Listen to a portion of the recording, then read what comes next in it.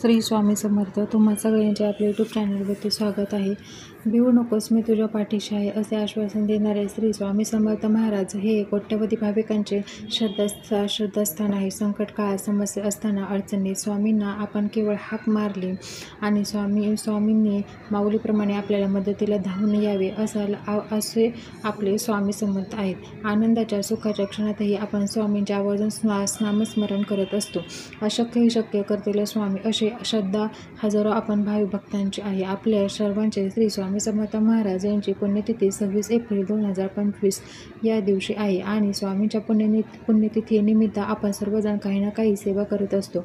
आता पहा, आपण स्वामींच्या प्रकट दिनानिमित्त काही सेवा केल्या असतील, काही सेवा करायला शक्य झालं नसेल किंवा इच्छा असून सुद्धा आपल्याला सेवा करता आली नसेल, अशांनी स्वामींच्या पुण्यतिथीपर्यंत जेवढ्या काही आपल्याला सेवा शक्य होतील ते आपण सेवा करू शकतो. ज्यांना 21 दिवसाच्या सेवा करायच्या असतील त्यांनी 6 एप्रिलपासून सेवा करायला सुरुवात करायची आहे. मग तुम्ही 21 दिवसाची असो, 11 दिवसाची असो किंवा 7 दिवसाची सेवा केली तरीसुद्धा चालेल. तुम्हाला जेवढं काही शक्य होईल तुम्ही तेवढं सेवा करू शकतात. श्री स्वामी समर्थ महाराजांनी तर रविवारी 30 एप्रिल 1878 रोजी अक्कलकोट येथे वटवृक्ष समाधी मठस्थानी मध्यान्हकाली आपल्या अवतार कार्याची समाप्ती केली. असे म्हणतात की स्वामी महाराज पुन्हा कर्दळीवनामध्ये लुप्त झाले. सबसे बडा गुरु से बडा गुरु का ध्यास और उससे भी बडे श्री स्वामी समर्थ महाराज असे म्हटले जाते. बघा, स्वामींनी चैत्रवद्य त्रयोदशीच्या दिवशी अक्कलकोट येथील वटवृक्ष समाधी मठ स्थानी दुपारी आपल्या अवतार कार्यात संपवले. ज्या वेळेस त्यांचं कार्य पूर्ण झालं, त्यांचं कार्य संपलं आणि तो दिवस म्हणजे स्वामी समर्थ महाराज यांच्या पुण्यतिथीचा दिवस. स्वामी समर्थ महाराजांनी स्वतःच अवतार कार्य थांबवलेलं आहे. त्यामुळे या तिथीला आपण पुण्यतिथी असं म्हटलं जातं आणि म्हणूनच आपल्याला या दिवसानिमित्त काही ना काही सेवा करायच्या असतात. आपण बघा, तुम्हाला ज्या सेवा करणं शक्य होतील त्या सेवा तुम्ही करू शकतात. तुम्हाला ज्या दिवसापासून सेवा करायच्या असतील त्या दिवसापासून तुम्ही सेवा करू शकतात. आता स्वामींची सर्वात श्रेष्ठ सेवा म्हणजे नामस्मरण. जी सेवा आपण कधीही कुठेही करू शकतो.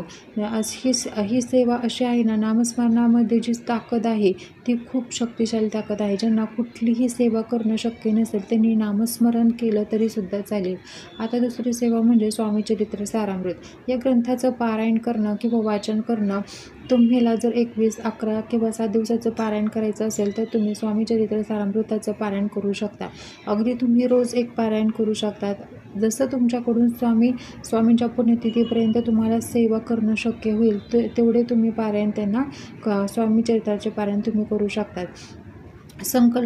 पारायण करताना संकल्प सोडून करू शकतात किंवा बेगर संकल्प सोडता तुम्ही पारायण केलं तरीसुद्धा चालणार आहे. जर का तुम्हाला इच्छापूर्तीसाठी पारायण करायचं असेल तर तुम्ही आवर्जून संकल्प सोडायचा आहे आणि ज्या दिवशी तुम्ही संकल्प सोडला आहे त्या दिवसापासून तुम्ही स्वामींच्या पुण्यतिथीपर्यंत किती पारायण करणार आहात हे तुम्हाला संकल्पामध्ये सांगायचं आहे. तुम्ही जर का संकल्प सोडून सेवा करत असाल तर तुम्हाला मांसाहार करायचा नाही आणि त्याचबरोबर तुम्हाला परान्न देखील घ्यायचं नाही, म्हणजेच तुम्हाला बाहेरचं बिलकुल खायचं नाही. तुमची जर का इच्छा पूर्ण व्हावी असं तुम्हाला वाटत असेल तर तुम्हाला बाहेरचं अन्न घ्यायचं नाही आहे. त्यानंतर जे कोणी संकल्प न सोडता सेवा करत असेल, फक्त स्वामींसाठी सेवा करायची आहे म्हणून सेवा करणार असाल तर तुम्हाला मांसाहार करायचा नाही.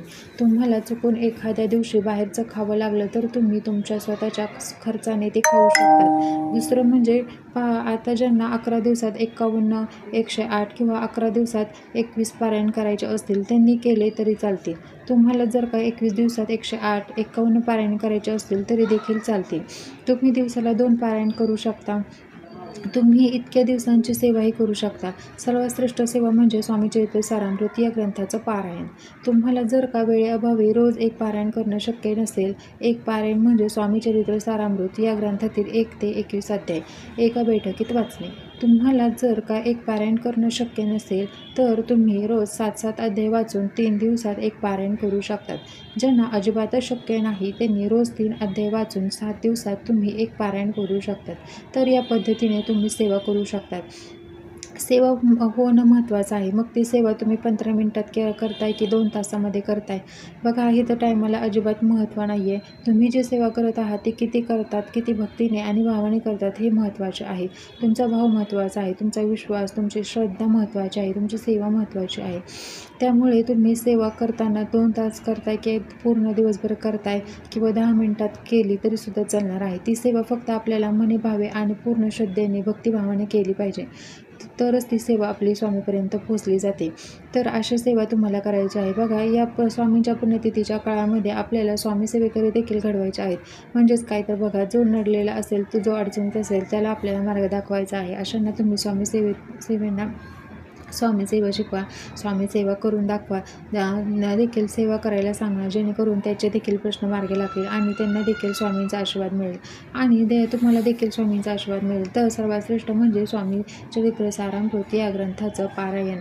मग तुम्ही तुमच्या यथाशक्तीने तुम्हाला जितके काही शक्य होतील पारायण करायला 21 म्हणा, 51 म्हणा किंवा 11 किंवा 7 करा. एक पारायण केलं तरीसुद्धा चालणार आहे. दुसरं म्हणजे पारायण जर का आपण संकल्पयुक्त पारायण करत असाल तर तुम्हाला एका बैठकीत हे पारायण करायचा प्रयत्न करायचा आहे. पारायण करत असताना कोणाशी बोलायचं नाही, मध्ये उठायचं नाही. फोन जरी आला तरी फोनवर तुम्हाला बोलायचं नाही. आता ज्यांना लहान मुलं असतील त्यांनी कसं करायचं तर बघा, तुम्ही जर का संकल्प सोडून पारायण करत असाल तर तुमचं जर का लहान बाळ असेल, तुम्ही सेवा करत असाल, तुमचं बाळ जर रडत असेल तर तुम्ही स्वामींना प्रार्थना करायची की स्वामी माझं बाळ रडत आहे, मला माफ करा. ते स्वामींची माफी मागायची आणि आपल्याला बाळाला घ्यायचं आणि थोडं वेळ बाळाला शांत करायचं आणि आपण पुन्हा आपलं पारायण वाचण्याला सुरुवात करू शकतो. याप्रमाणे आपण पारायण करू शकतो. तुम्ही संकल्पना सोडता जरी पारायण करत असाल तरी देखील तुमच्या सेवेमध्ये सातत्य असलं पाहिजे. तुम्ही जे पारायण करताय, जी सेवा करत आहात ती सेवा तुम्ही एका वेळेला करायची आहे. तुम्ही सकाळी करत असाल तर सकाळीच करा. जर तुम्ही संध्याकाळी करत असाल तर तुम्हाला संध्याकाळीच करायचे आहे.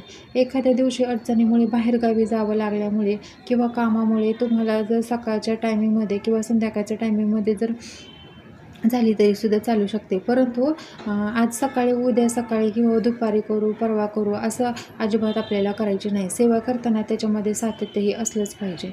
ज्यावेळेस आपल्याला असं वाटतं की आपण केलेल्या सेवेचे संपूर्ण फळ आपल्याला मिळावं. बघा काही जण असं म्हणतात की आम्ही सेवा करतो पण आम्हाला त्याचं फळच मिळत नाही, आमची इच्छा पूर्ण होत नाही. तर अशा वेळेस आपल्याकडून जे काही आपण सेवा करत असतो ना त्याच्यामध्ये आपल्याकडून चुका होत असतात, त्याच्यामध्ये सातत्य नसतं. त्या सेवेमध्ये आपण जेवढी आपली भक्तिभाव आपल्याला हवा आहे तेवढा तो नसतो. आपली सेवा आहे ती भक्तीने तेवढं भक्तिभावाने स्वामींपर्यंत पोहोचत नसते. त्याच्यामुळं स्वामींपर्यंत पोहोचावं असं आपली जी भक्ती आहे ती पोहोचावीशी वाटत असेल तर आपल्याला पारायण हे अतिशय भक्तिभावानं करायला पाहिजे. आपण पारायण करत असताना इतरांशी बोलत असाल, मध्येच उठत असाल, आपलं लक्ष वेगळीकडे असेल, आपण वाचतो एक आणि आपले लक्ष दुसरीकडेच असेल तर असं चालणार नाही. तर पारायण करताना त्याच्यामध्ये सातत्य असणं हे गरजेचंच आहे.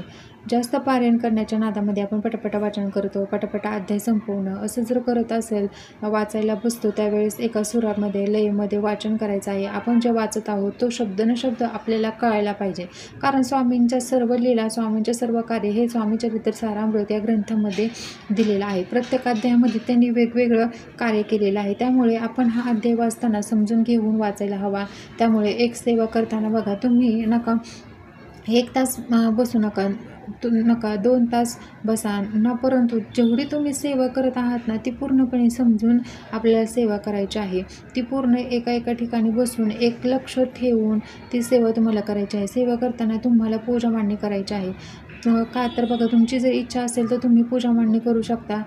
जर तुम्हाला शक्य नसेल तर तुम्ही देवासमोर बसून ही पूजा करू शकता. तुम्ही पूजा मांडणी करू शकता. तुम्ही पूजा मांडणी न करता देखील सेवा करू शकतात. बघा, तुम्ही जर का पूजा मांडणी केली नाही तरी देखील तुम्ही केलेली सेवा श्री स्वामी समर्थ महाराजांच्यापर्यंत पोहोचणारच आहे. तुम्ही स्वामी पुण्यतिथीच्या दिवशी स्वामींची छान अशी सुंदर पूजा मांडणी केली तरी चालणार आहे. ज्यांच्या घरात जागा नाही, छोटीशी जागा आहे, अशांनी देवघरासमोर स्वामींची मूर्ती किंवा फोटो ठेवून रोज पंचोपचारी पूजा करून सेवा करायची आहे. यानंतर तुम्ही श्री स्वामी समर्थ महाराज या मंत्राचा 11 माळी जप करायचा आहे. तुम्ही जर का पारायण करत असाल तर त्याच्याबरोबर तुम्ही 11 माळी जपसुद्धा करू शकता. ज्यांना 11 माळी जप करणं शक्य नाही त्यांनी अगदी एक माळ जरी श्री स्वामी समर्थ महाराज या मंत्राचा जप केला तरी सुद्धा चालणार आहे. बघा, शेवटी आपला भाव महत्त्वाचा आहे, आपली सेवा महत्त्वाची आहे, आपण किती मनापासून करतो ते महत्त्वाचं आहे. सेवा करताना तुम्हाला कोणी न विचारताही तुमच्या मनाने तुम्हाला जेवढी काही सेवा करायची आहे तेवढी तुम्ही करू शकता. सेवा करताना फक्त आपल्याला दुपारी 12 ते 12:30 या वेळेमध्ये सेवा करायची नाही, कारण स्वामींची व दत्तगुरूची सेवा ही 12:30 ते 12 या दरम्यान करायची नसते. आता सेवा केल्यानंतर उद्यापन कसं करायचं, तर अगदी साध्या सोप्या पद्धतीने याचं उद्यापन आपल्याला करायचं आहे. उद्यापन करताना तुम्ही घरच्या घरी करणार असाल तर घरच्या घरी करू शकता, किंवा तुम्ही काही दान वगैरे करून जर मठामध्ये जाणार असेल तर मठामध्ये सुद्धा जाऊन करू शकता. ज्यावेळेस तुमचा शेवटचा वाचनाचा दिवस असेल त्या दिवशी तुम्ही उद्यापन करायचं आहे. तुम्ही अगदी वरण भाताचा किंवा पुरणपोळीचा स्वयंपाक करून किंवा गोडाचा कोणताही नैवेद्य करून तुम्ही त्याचा नैवेद्य स्वामींना दाखवून आरती करून तुम्ही तुमच्या पारायणाचं उद्यापन घरातल्या घरात करू शकता. तुम्हाला इतरांना जर बोलवायचं असेल तर तुम्ही त्यांनाही बोलवू शकता. तुम्ही स्वामी पुण्यतिथीच्या दिवशी स्वामींच्या मठात केंद्रात तुम्ही इतरांना अन्नदान करू शकतात. स्वामींच्या केंद्रामध्ये तुम्ही दानपेटीमध्ये गुप्तदान टाकू शकतात. म्हणजे तुमच्या यथाशक्तीने तुम्हाला या पारायणाचं उद्यापन करायचं आहे. उद्यापन करणं कुठलंही अवघड नाही किंवा गुरुचरित्र पारायणासारखं कुठेही उद्यापनाचे नियम नाही. फक्त आपल्याला मांसाहार हा करायचा नाही, बाहेरचं अन्न खायचं नाही, इतरांशी खोटं बोलायचं नाही, आपल्या घरामध्ये कोणाशी वाद घालायचा नाही, मोठ्यांचा आदर करायचा. ज्या ज्या गोष्टी छोट्या छोट्या गोष्टी आहेत त्या आपल्याला रोजच्या रोज करायच्या आहेत. आपण रोज स्वामींची आरती करू शकतो.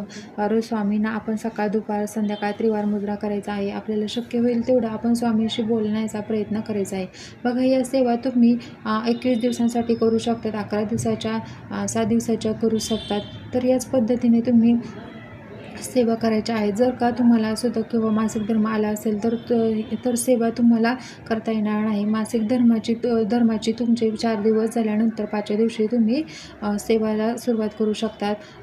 संपूर्ण घरामध्ये आपल्याला गोमूत्र शिंपडून घ्यायचं आहे आणि आपली सेवा आपल्याला करायची आहे. तर तुम्हाला जर व्हिडिओ आवडला असेल तर व्हिडिओला लाईक, शेअर आणि सबस्क्राईब करायला विसरू नका. धन्यवाद.